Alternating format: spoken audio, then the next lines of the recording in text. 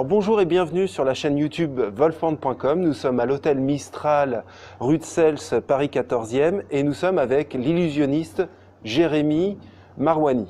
Bonjour à Bonjour tous. Jérémy. Écoute, en premier, je vais te demander de te présenter en fait ce que tu fais et ton trajet. Très bien.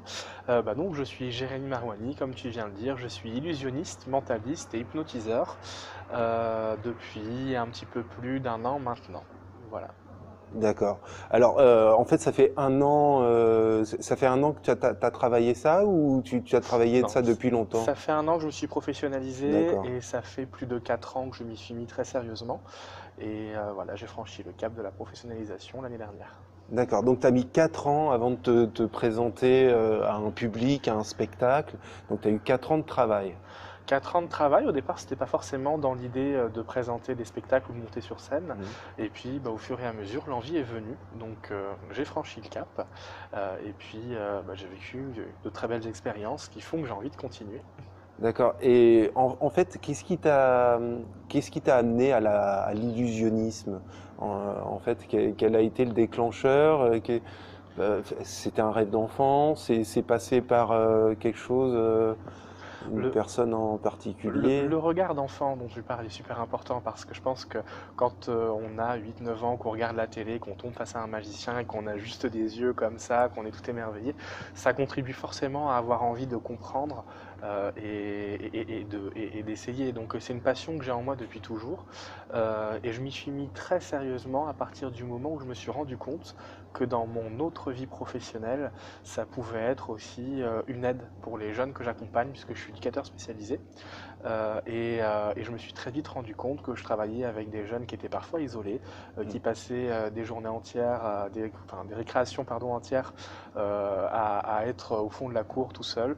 Et ce travail de valorisation qu'est la magie, le fait de savoir faire quelque chose que les autres ne savent pas faire, d'attirer l'attention, ça contribue aussi à revaloriser tout ce qui est estime de soi. Et pour ces D'accord. jeunes, j'avais pris la décision au départ d'apprendre des tours et puis je me suis pris au jeu, passionné au fur et à mesure et puis moi-même j'ai continué à apprendre pour moi, pour mon entourage, jusqu'à ce que ça me mène il y a un peu plus d'un an à monter sur scène et à vivre une première expérience qui Ah, reste un excellent souvenir. d'accord. Et en fait, quand tu présentais ça justement à tes jeunes, alors t'as pas tout de suite fait du mentalisme. Absolument pas.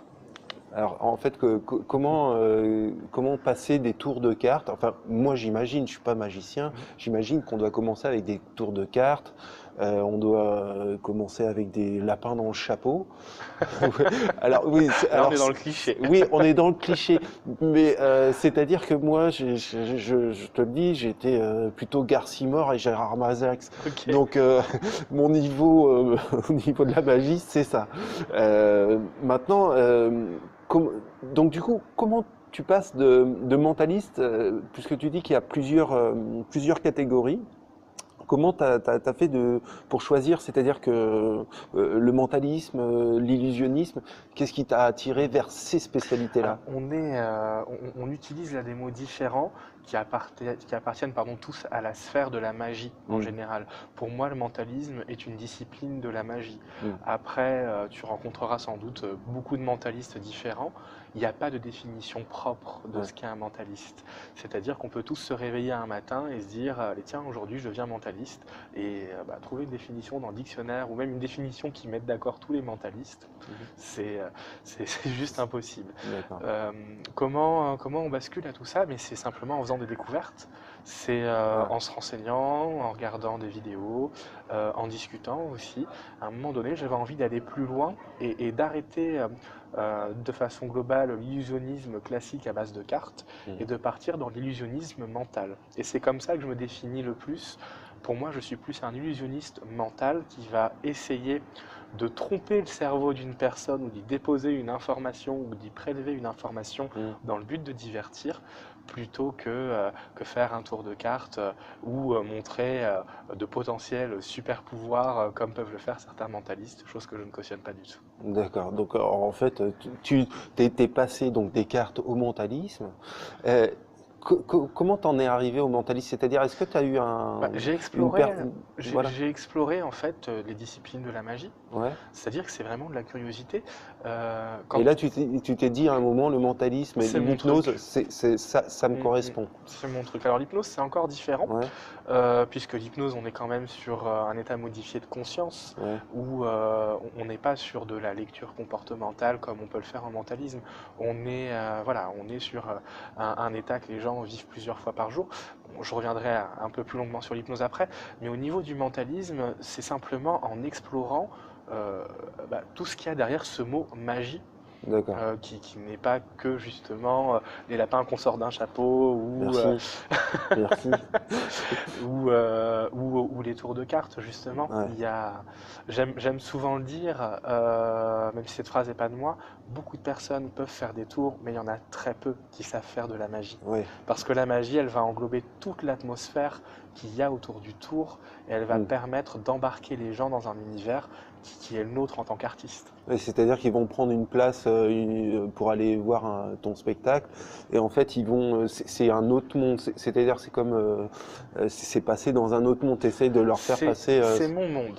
d'accord. Mon spectacle, qui est un spectacle que je fais surtout en événementiel, je ne monte pas sur scène, il n'y a pas de billetterie attitrée pour l'instant, Ouais. mais dans ma façon de faire, c'est un spectacle un petit peu conférence.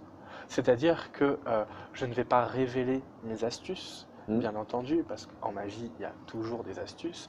En mentalisme, il y a un travail sur la lecture comportementale aussi. Mais je vais permettre aux spectateurs de vivre aussi le spectacle comme s'ils étaient à ma place. Oui, C'est-à-dire que je vais parfois penser à haute voix et leur expliquer mon esprit de déduction. Et ça plaît beaucoup. Parce qu'au final, ils se rendent compte qu'ils se sont fait avoir ou au contraire, ils ont réussi à me berner aussi, puisque quand on fait du mentalisme, rien n'est fiable à 100%. oui, donc, en fait, tu partages beaucoup avec le public. Du coup, euh, ça fait résonance, quoi. Alors ça fait résonance, oui et non, parce que je choisis de présenter des expériences qui Mm. vont parler au public. D'accord. Et les expériences que je présente font systématiquement participer les spectateurs.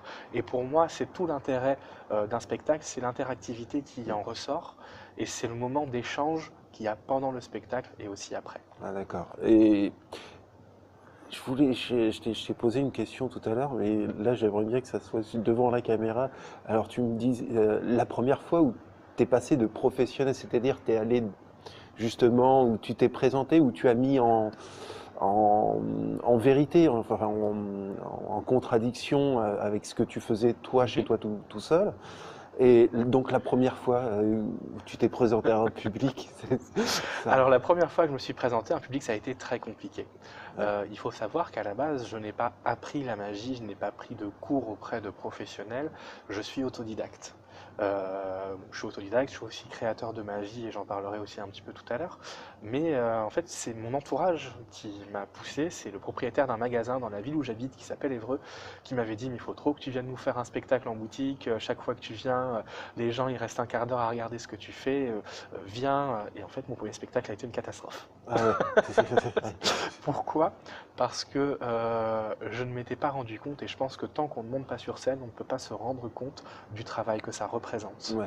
Le travail de préparation, le travail sur les mots, le travail sur les explications, ne serait-ce que des consignes.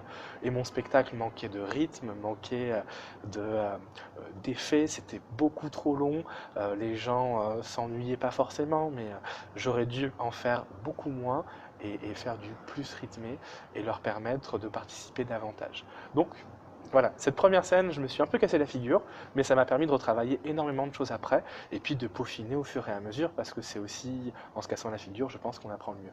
Oui, on se soigne comme ça, c'est-à-dire on avance un peu mieux quand on a appris à tomber. Exactement. Je Et, pense que tant qu'on n'est pas tombé, on ne peut pas se rendre compte de la difficulté de ce qu'on fait et je pense que ça remet beaucoup de choses à leur place. alors justement, je voudrais rebondir sur un truc que tu as dit, autodidacte. Oui.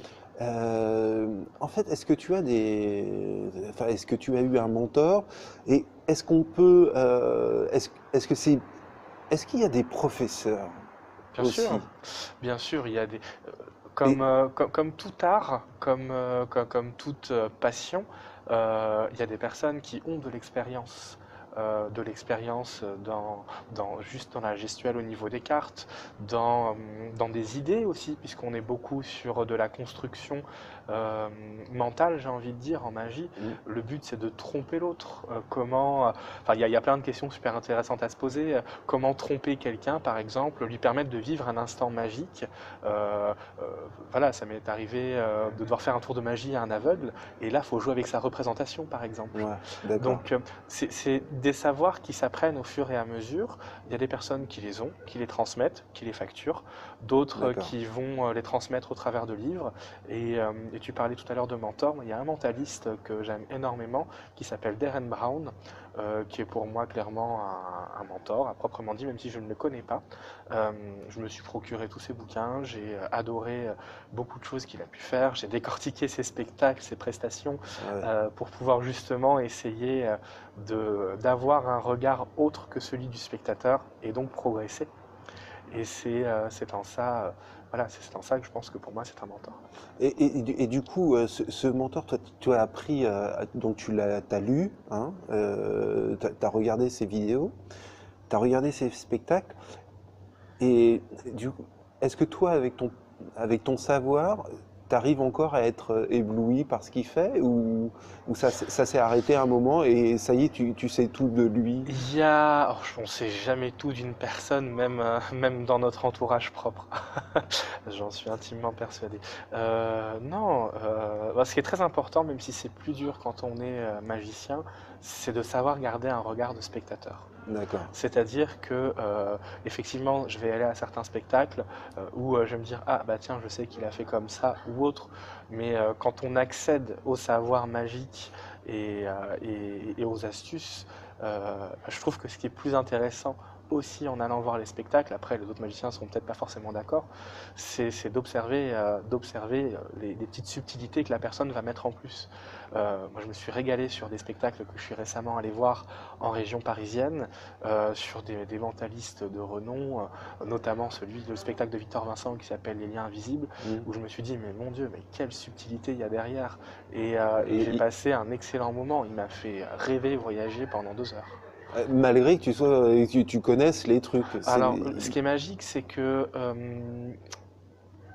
je te le disais tout à l'heure, on peut en magie faire 5 fois le même tour, Mm. enfin faire 5 fois la même technique et donner au spectateur l'impression qu'il a vu 5 choses différentes. Ouais.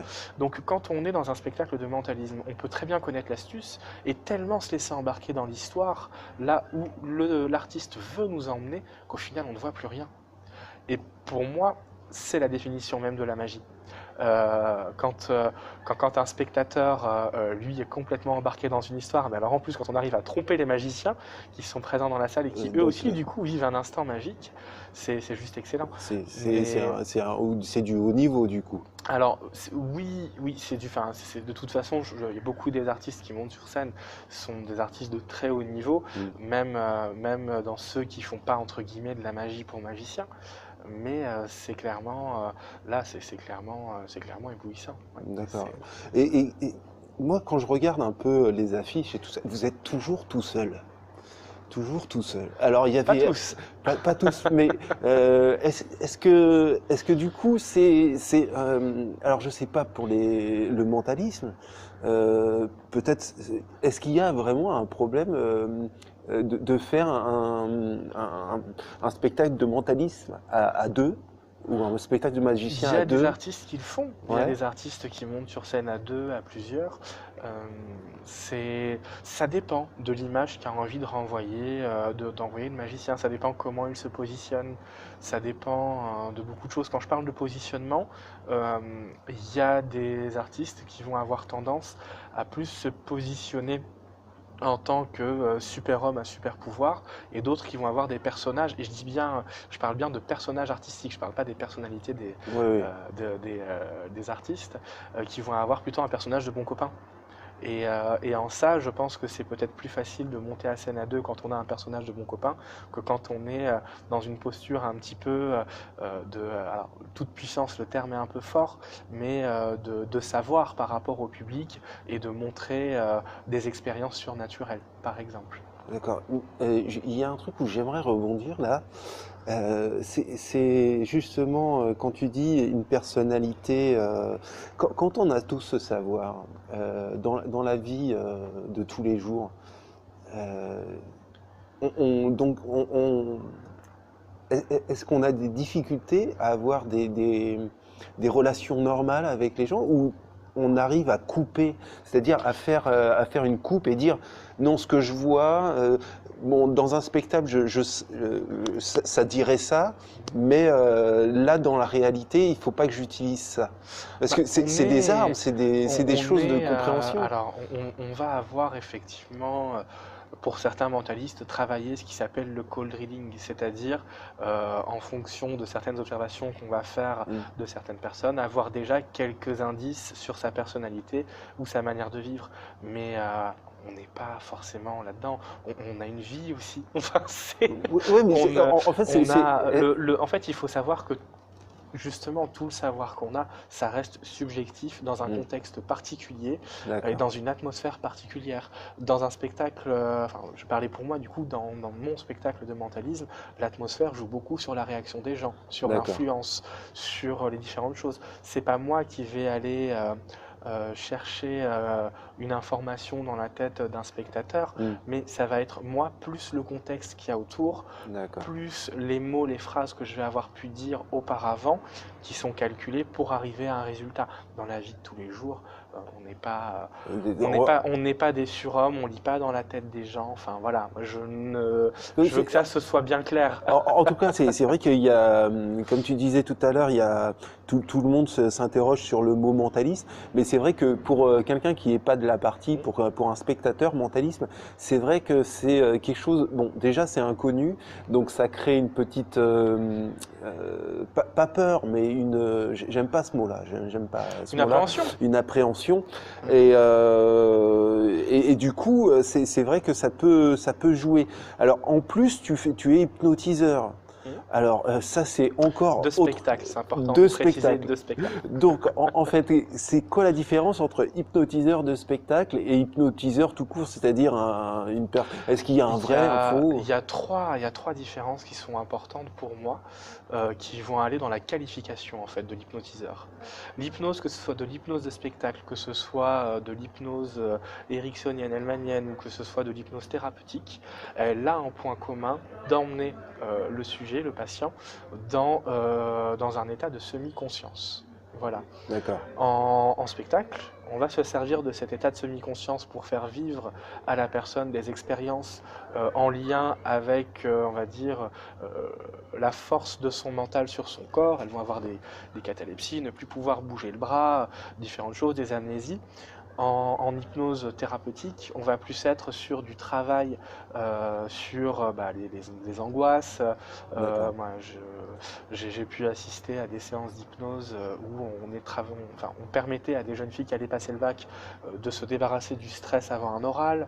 euh, et surtout, on amenait les gens de façon générale vers un mieux-être de façon naturelle. Puisque l'hypnose, c'est un état naturel qu'on vit tous 7 à 10 fois par jour sans le savoir. d'accord. Donc en fait, toi, disons que si on symbolise ça par un oignon, toi tu utilises simplement la première couche de l'hypnose et les autres utilisent des couches beaucoup plus profondes. Toi C'est tu te limites vraiment c'est exactement ça, mais en ayant eu accès aussi à un peu plus en profond, allant plus voilà, en loin, allant plus justement pour loin. connaître tes limites un peu, Alors, enfin les limites à enfin, pas dépasser du pour moins. connaître surtout les limites éthiques, Ouais, parce que quand on touche à un état modifié de conscience, on peut aussi faire des dégâts.